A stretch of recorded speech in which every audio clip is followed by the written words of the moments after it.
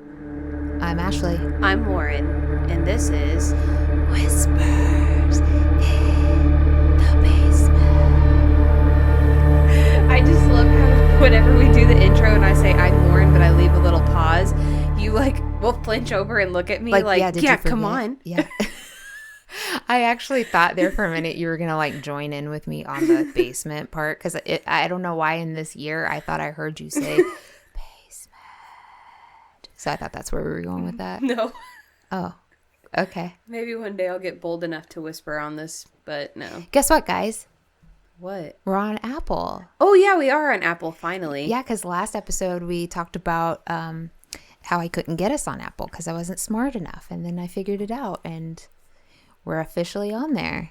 And next week is pre-recorded, and we talk about how we didn't think that we were on Apple yet, but we actually It's a lie. are. Yep, it's a lie.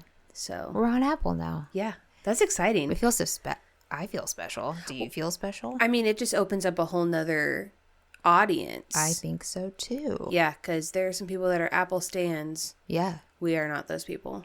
I really did give it a fair shot, though. I don't care either way. I could go back to Apple, but I mean, I guess if I had to, I could. I would not be happy about it, but Right. I really did give it a fair shot. uh-huh. Truly. Yeah. Truthfully. Yeah. Do you have any updates? Anything you want to talk about before I dive into this awful story that I'm going to tell you about? You know, I don't really actually think I have anything, Okay. which is pretty rare.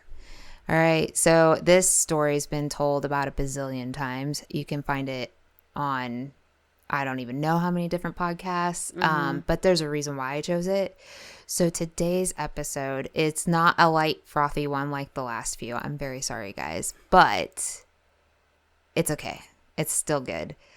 This one is about the Villisca axe murders. Ooh, love this story.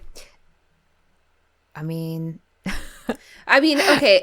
yeah. I don't love this story. I just know it. Because it's very well known. Yeah, and I'm pretty sure that Micah stayed the night in this house with her husband and brother. Yeah, you can. I think it's a hotel. You can.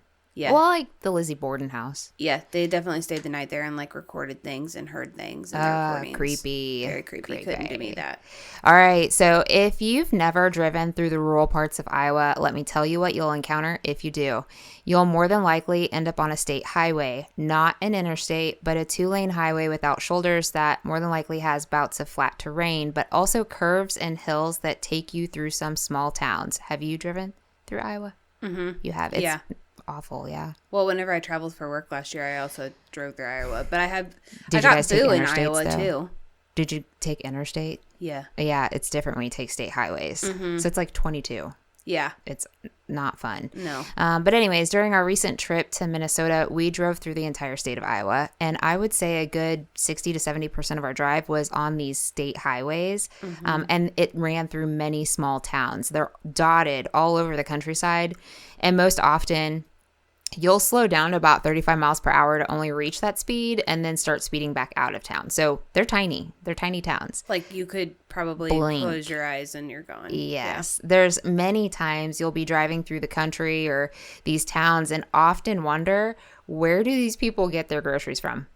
I also want to know where people work because we even have rural areas here in Missouri, and I would see the houses and I'm confused. Yes. So some of these houses that I saw were they were large. I would assume, going through that area of Iowa that they're mostly farmers, but some of these houses were, maybe they are farmers. I don't know. So yeah, I also wondered, if we ran out of gas, where the fuck do we get gas from? Also true. Yeah. So it's no surprise that while we're driving through Iowa, my ADHD mind is thinking about these small towns, and I happen to think about Villisca and the murders that occurred in that town at the turn of the century. It felt kind of eerie to me to think about because how small that town was at the time and how cut off from the world it more than likely was. Only because, again, driving through the countryside now, a lot of the towns throughout Iowa feel very cut off from society. So it's kind of creepy to think about, this tiny ass town had such an awful thing occur and it's unsolved. Yeah. So All right. Villisca, Iowa is a town that is situated in the southwestern portion of the state. Its current population consists of approximately 1,100 residents. And if you were to Google this town today, the first thing your eyes would be met with are sites and articles that go back to the gruesome act that had catapulted Villisca into the known and marked it as a town where a horrific murder was committed and to this day remains unsolved. But we are going to talk about I'm going to tell you about the suspects, the rumors, and the suspects that kind of came out of the woodwork. Okay, cool.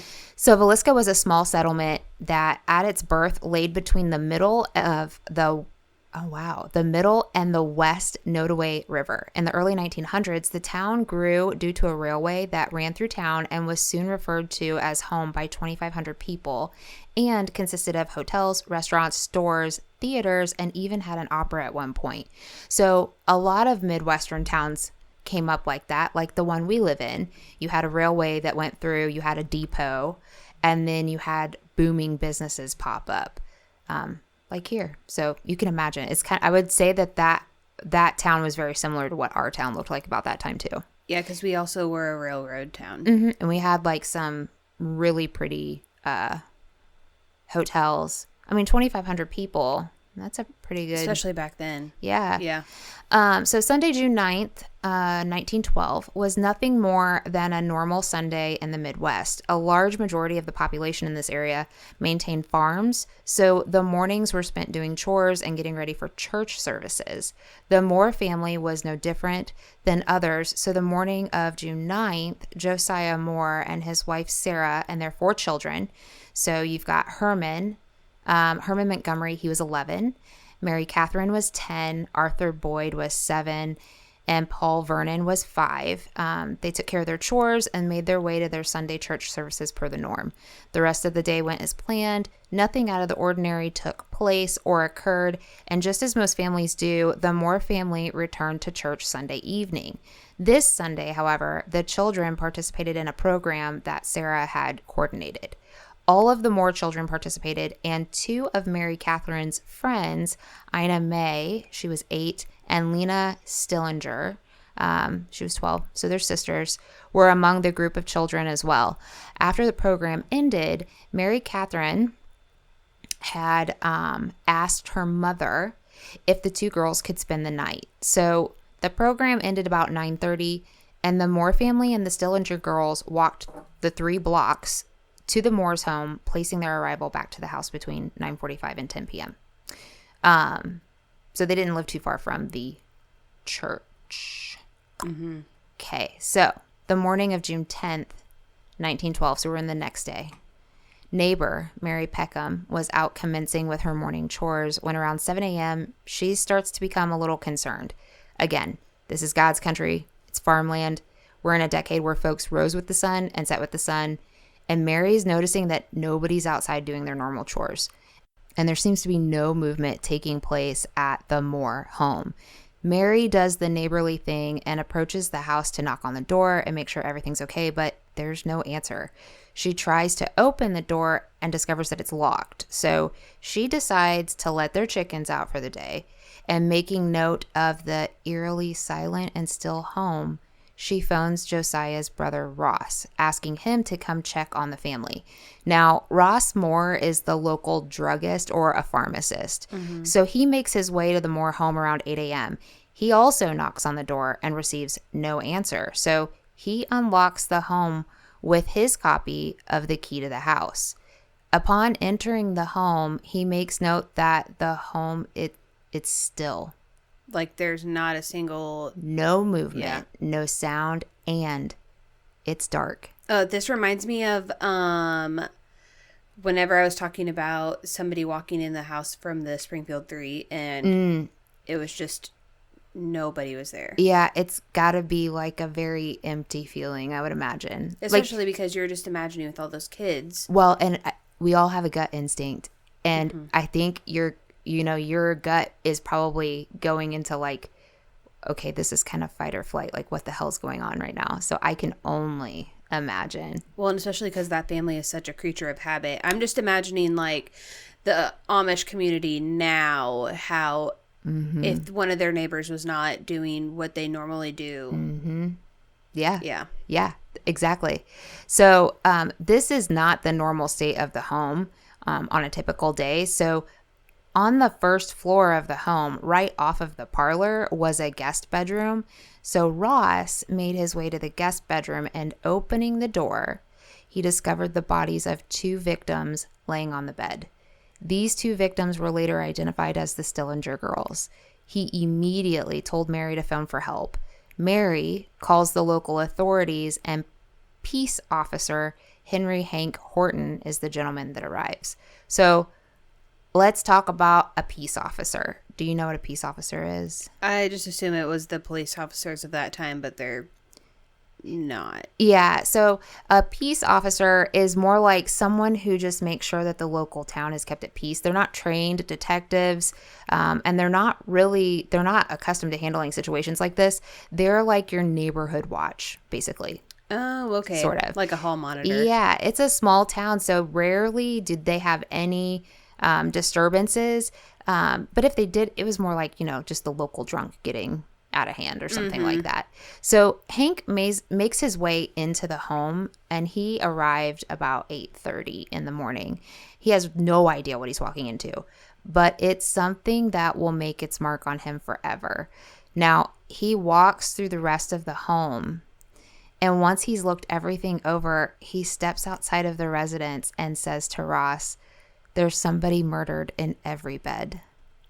Oh my gosh. I cannot even imagine. Well, and I even can't imagine just being a victim in that situation. And were they silent the whole time? We're going to talk about this because this crossed my mind while I was researching this. I just need to slow down and let you tell your story. Yeah, but I'm glad you brought it up because it definitely crossed my mind. So the scene in which Hank encountered, and so later on, the coroner, they called a minister in because, again, like, it's one of those things that they want to read the final rites to people that have passed. So the minister's there, and there's several doctors that actually showed up on scene too.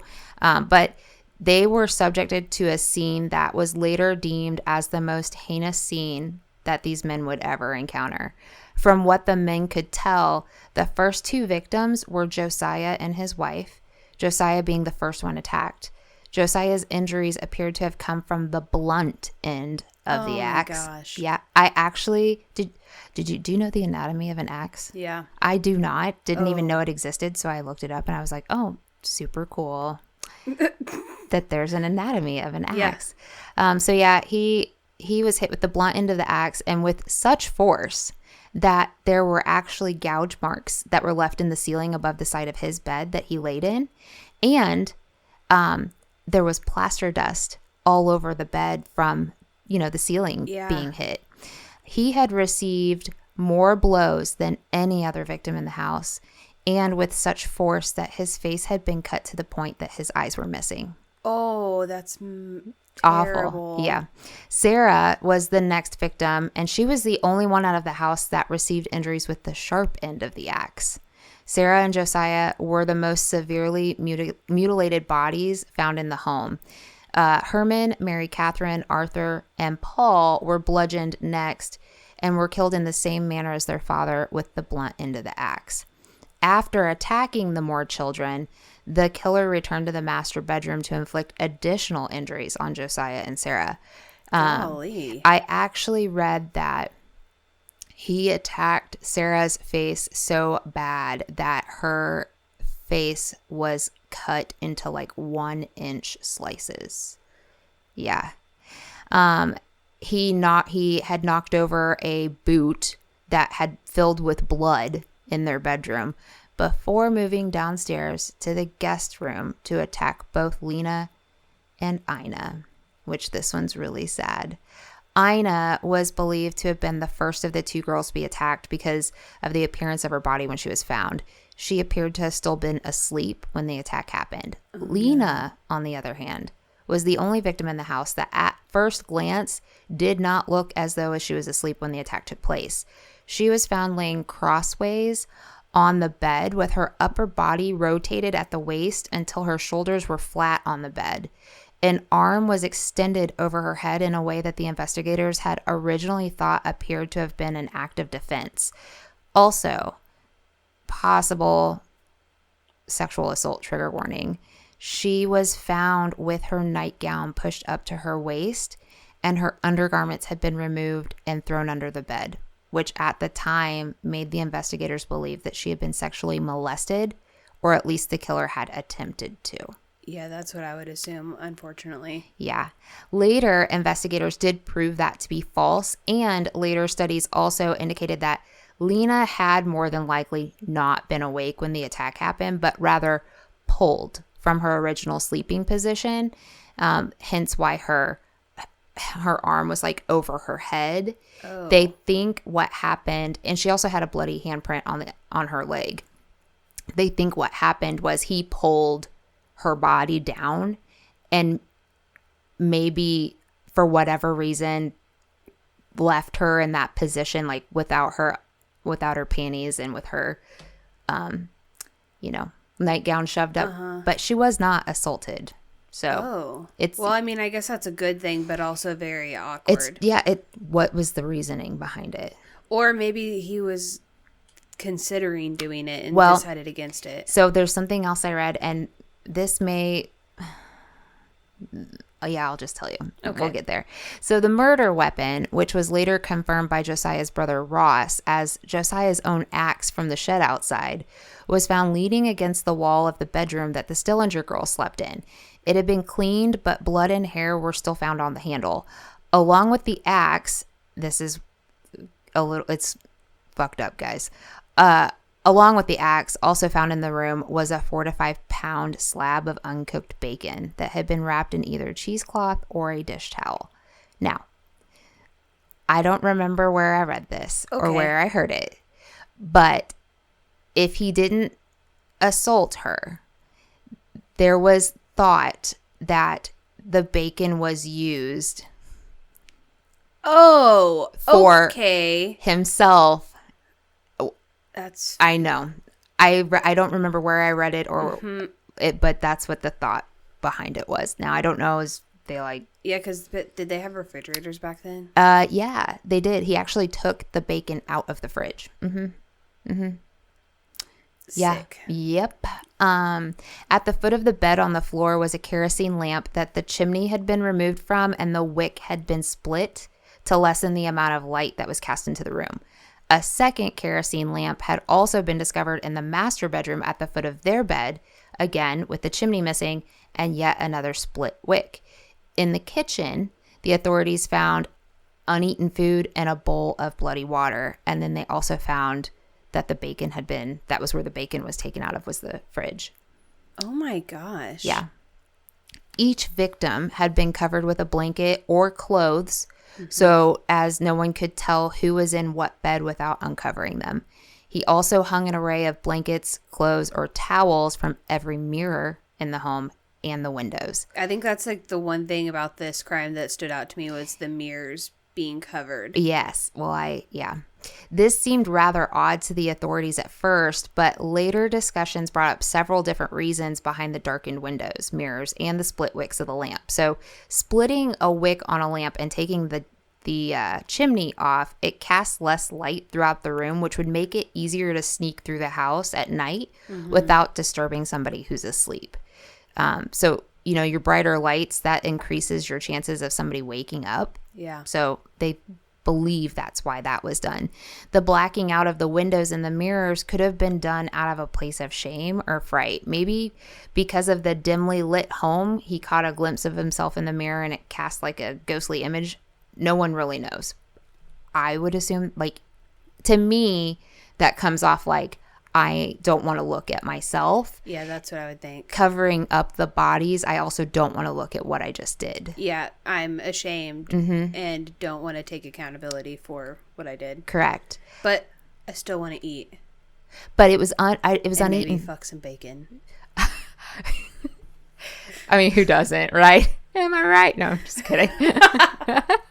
Sorry, that was inappropriate. Hey, you know what? If you Google us on Google, I sent you the snap of what it says about us. It says that we are a little inappropriate, so you were fair warned. Yeah, that's true. You chose this. So, on the dresser in the guest room, authorities found Josiah's pocket watch and located the broken chain a short distance on the floor.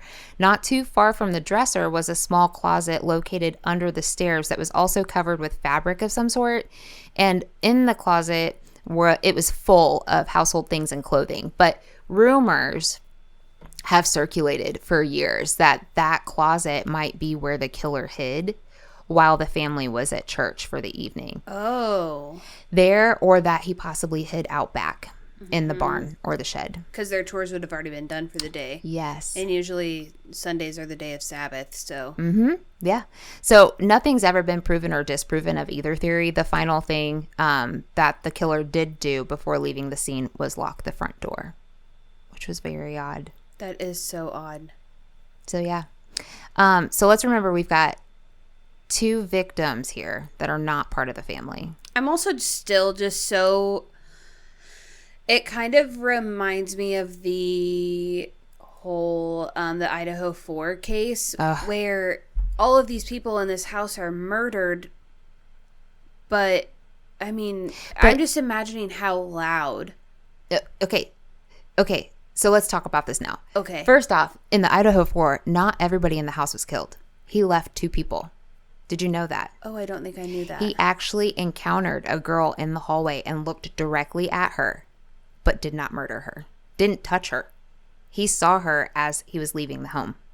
Oh. That is strange as fuck, is it not? Yeah, I don't think I knew that at all. Yes. So there is a show. I do not remember what it's on. I told you about it the other day. Was it the one that you said was on HBO? It might be. Yeah. They break down that crime scene and they talk about, but one of the girls that lived in the home, one of the roommates, heard a noise, opened her door, and he was walking down the hallway towards her, and he turned and he left the home. He did not say, I don't even think he said anything to her.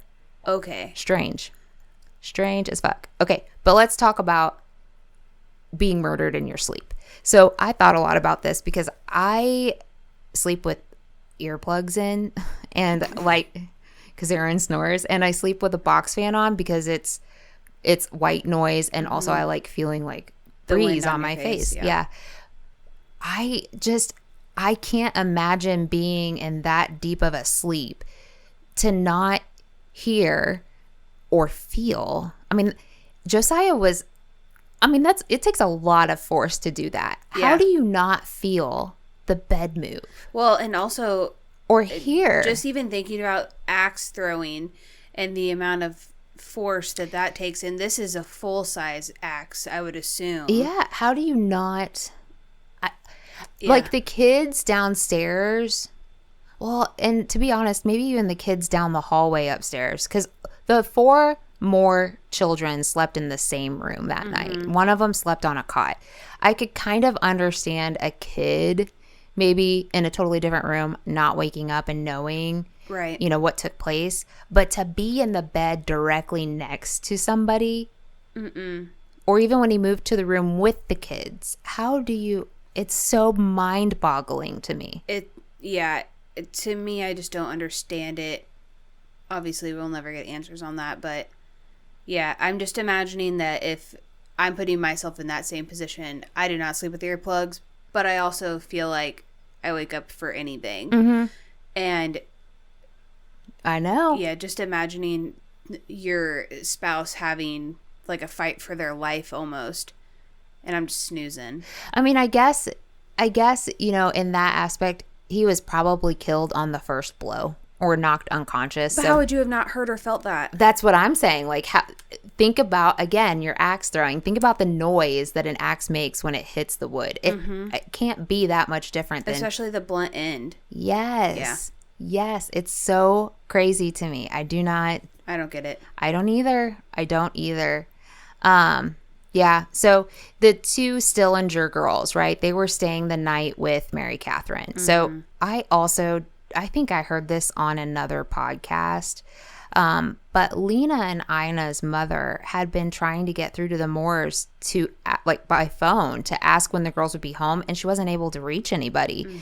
So the last time she called, because remember, this is not a time where you call and you connect immediately to the home. You have to go through the operator to be connected. Yeah.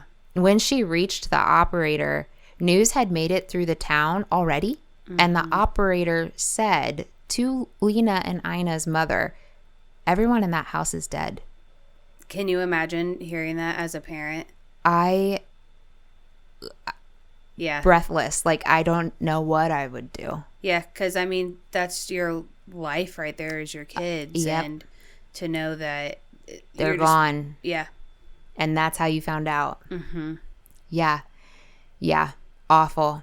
Awful. So now that we've gone through the scene, let's talk about the happenings thereafter. So once the coroner, doctors, and Hank had gone through the scene, despite their warnings, the curious locals descended upon the Moore home, venturing through the scene and furthermore contaminating any evidence that might have been useful for the investigation. So yeah, man, that happened. Some rubbernecking was going on. Heck yeah, it's 1912. You know, things aren't exactly established as far as proper investigations and stuff, but... And there was no Facebook for people to update each other, so they had to go see for themselves. Yeah. Yeah. Yeah. So it's not, you know, along with the contaminated scene, the police also had very little as far as leads or suspects, and the killer had at least a 3-hour head start on him. And they had reason to believe that he had more than likely fled town. Absolutely. So the pocket watch, though, I wanted to go back to that for a second because it was kind of odd that it was just there. Mm-hmm. Like, why? And the police thought, the investigators came to the conclusion that the killer had used Josiah's watch to keep track of the time while he was in the home. Oh. And I'll tell you why here in a second, supposedly, why that matters. So yeah, the Moore and Stillinger funeral services were held June 12th in 1912 in the Villisca Square, where thousands were in attendance. The caskets were carried on several wagons to the Villisca Cemetery, where all 8 victims were laid for burial. The funeral cortege was 50 carriages long. Wow. That's a lot for back in the day. Lot. Yeah. So, as I mentioned in the beginning, this murder still remains unsolved to the day, but there was not a lack of rumors and suspects that came up years later. So, the first suspect that we're going to talk about, which I don't think this is the guy that did it, but it was a hot one. The first suspect and the only person to be tried for these murders was Reverend Lynn George Jacqueline Kelly. That's a hell of a name. Yeah, I was going to say that's a tongue twister. Lynn George Jacqueline Kelly. Kelly had arrived in Villisca for the first time the Sunday morning that the murders actually occurred and had attended the evening children's performance before boarding an early train the following morning. While on the train, he disclosed to the passengers that there were 8 dead souls back in Villisca, butchered in their beds while they slept. Even though none of this had been discovered at the time, he's out there admitting this to people. Oh. So that's a little weird. Kelly returned 2 weeks later and posed as a detective and joined a tour of the house with a group of investigators. Sorry, so again, Scott Peterson. Yeah, but also like it's been 2 weeks and not only did the townsfolk like walk through the crime scene, but now you're giving tours? Strange, I don't like that. Yeah. You know, and that's also like that's a serial killer thing to return to the scene of a crime. Mm-hmm. A lot of killers do it. Authorities were made aware of Kelly weeks after the murders, after several people reached out due to some rambling letters that he was sending. So Kelly was a traveling minister, and he often preached at Methodist churches in Kansas, Iowa, North Dakota, and Minnesota.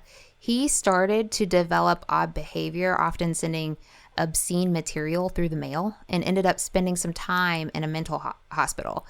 So a grand jury actually indicted him on the murder of Lena Stillinger, and he was interrogated a few times during the summer of 1917 while in jail awaiting trial.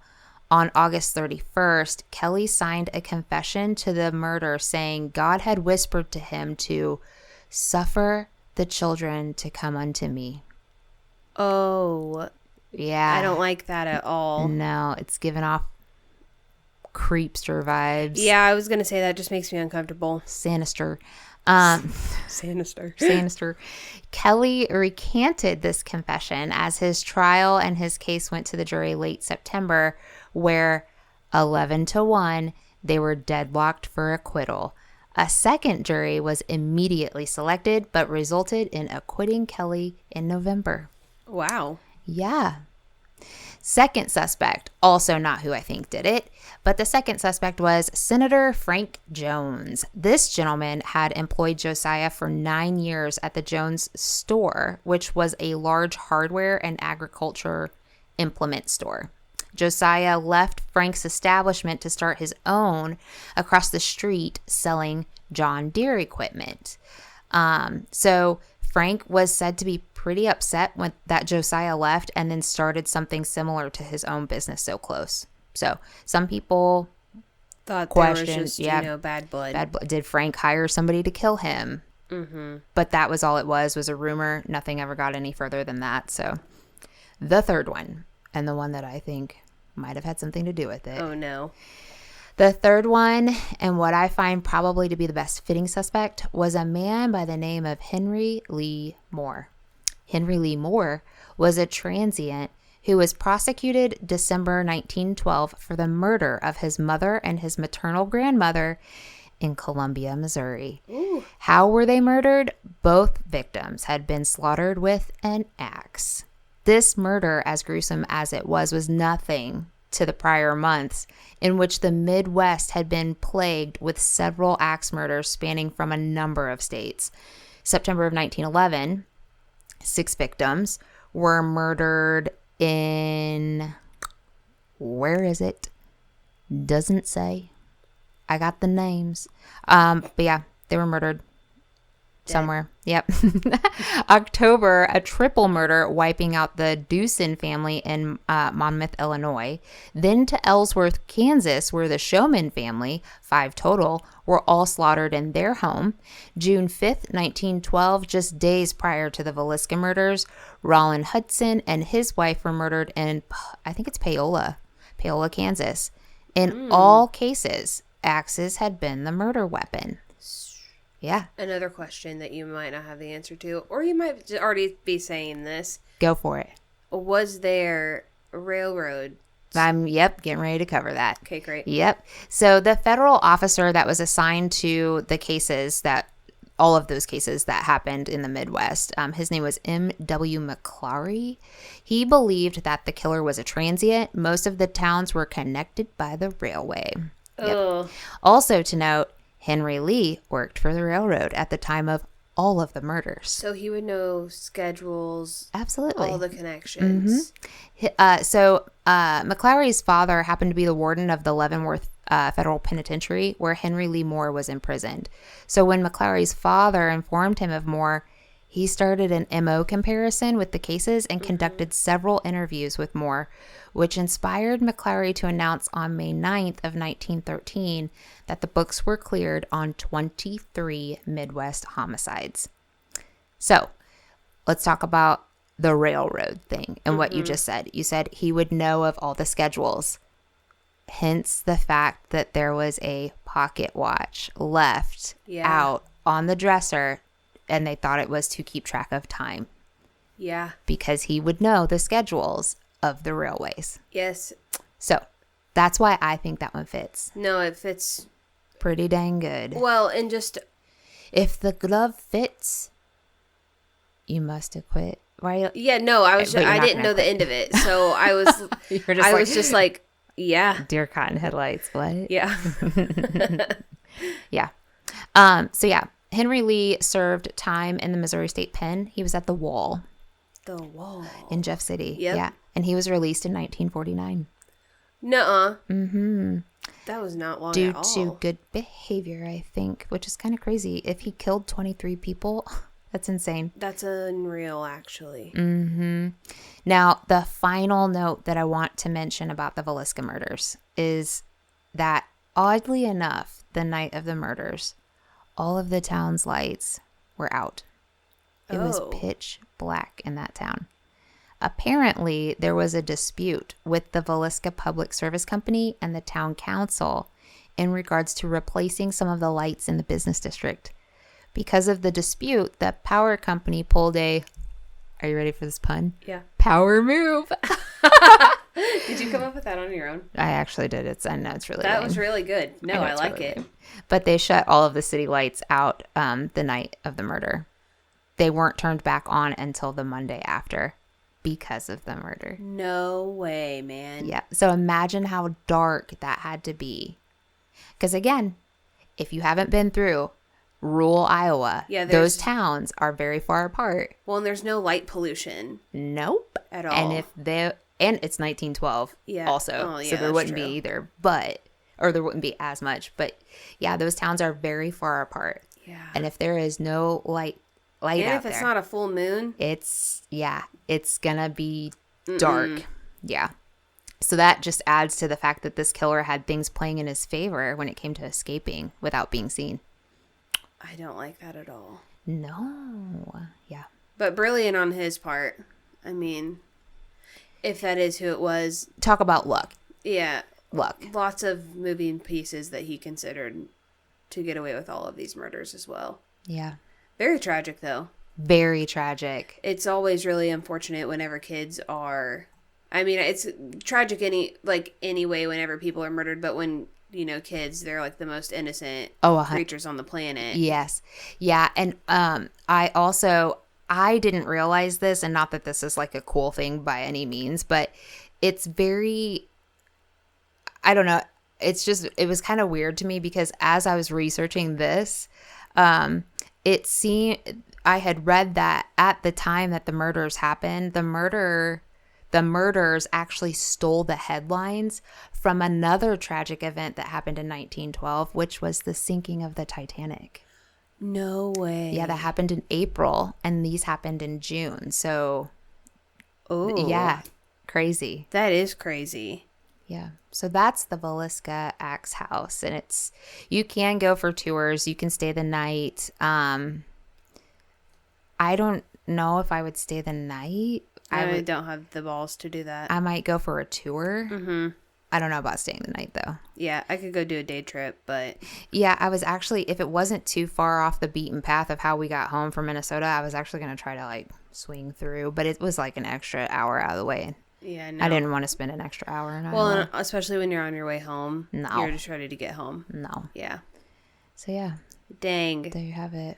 Well, if anybody didn't know that story, now you know that story. And I feel like it's pretty popular. It's very popular. Very sad. Very tragic. Good talk. Yeah. Jinx. Cool. So, yeah, the next one's pre-recorded. It's going to be weird, guys. It is going to be weird. I kind of forgot what it was. Yep. You'll still love us. I think I forgot, too. It's fine. Yep. I'll remember when I post it. Oh, well, it's based on one of my favorite I already remember that one. Okay. Yeah. Yeah. That was a good one. It was a good one. Also this one was a great one. one, too. This sounds so conceited, but every episode that we record, I'm always like, that was the best one. We said that at episode 3, and I went back and listened to episode 3 the other day, and I was like, oh, that's cringeworthy. Well, and especially because I think our sound equipment has gotten so much better, and our flow is just so much effortless. I should probably go back to episode 1 and listen to that one. I don't think I'll ever do that, honestly. Yeah, you were a little cringe in that one. I was cringe a lot in the beginning. We were very awkward. Well, and turns out that my microphone actually wasn't working the whole time, so I was quiet, and so then I felt like I was yelling in every time, but you still couldn't hear. That's true. Somebody said oh, I just thought Lauren was the the producer in the background. the weird one that just kind of sits in the background and occasionally shouts. Nope. I mean, it could be that, I guess, but I like being able to hear myself crisp and clear. Oh, it's so funny. Yeah. So funny. Okay. I know. Yeah, so I'm excited for next week. I gotta work on a couple more episodes because my life, unfortunately, is going to be busy the next 2 to 3 months, so we're gonna have to pre-record a lot of episodes. Hey, I'm down. I'm here for it. I don't have a lot of episodes brought up, but I have a lot of books to read, so that's gonna be my life. Also, keep sending us suggestions. Tell us what you like and don't like. Our boss told me that he loves the news and the banters. I think a lot of people like the banter. I think so too. It's because we're funny. I mean, yeah. I think we're looking to do our first collab episode in May. Oh, are we? Yeah. Yeah, we are. I was like, we had this this conversation. Maybe. Somebody might have forgotten. It's on my calendar, so it's going to happen. Oh, okay. Maybe I know what this is about. Hey, you know what? I just work here. It's fine. You just run I'll everything. Just show up. You handle all the social media and everything. Yeah, I'll record it and post it and all that jazz, and I'll just sit. Absolutely. Yeah. Yeah. So, I don't know. Let us know what you guys want. Let us know what you hate. If you loved this, definitely let Ashley know. And tell us that you love us. I don't care if you love me. I mean, I want you to love us. Well, yeah. Keep listening, please. Yeah. Keep listening. That wraps up today's episode. You can find us on Spotify, YouTube, Amazon Music, Apple Podcast, and Patreon. Don't forget to subscribe, leave a 5-star review, give us a thumbs up on YouTube, and hit that notification bell so you can get an alert every time an episode drops. So, are you going to do it with me? I'm trying to remember. Tap that app. Tap that app. Tap that app. Tap the app so that you get the notification, guys. We'll see you next week. But in the meantime, stay strange, my friends. Bye.